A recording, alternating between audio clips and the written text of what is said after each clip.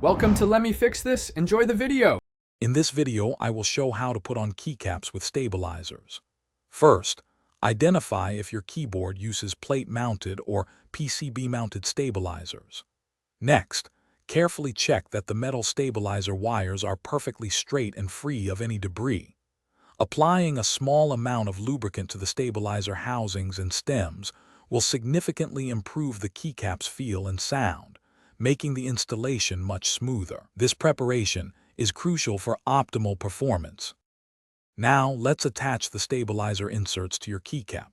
Take your keycap and align its stem with one of the small stabilizer inserts. Carefully push the insert onto the metal stabilizer wire until it clicks firmly into place. Make sure it's seated completely. Repeat this process for all stabilizer points on the keycap, usually 2 for larger keys like the spacebar or Enter key.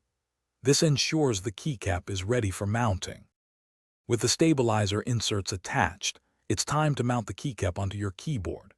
Carefully position the keycap directly over its corresponding switch and the prepared stabilizers.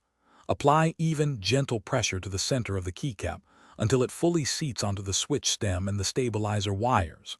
Avoid forcing it. Once installed, gently press the keycap a few times to ensure it moves smoothly and without any excessive wobble. This confirms proper installation.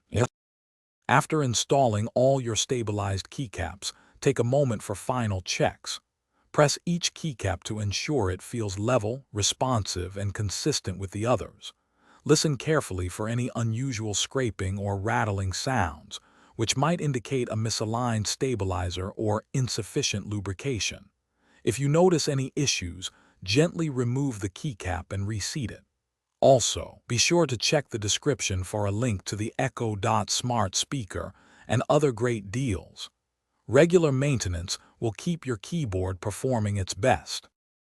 Thanks for watching. If you found this helpful, don't forget to like and subscribe.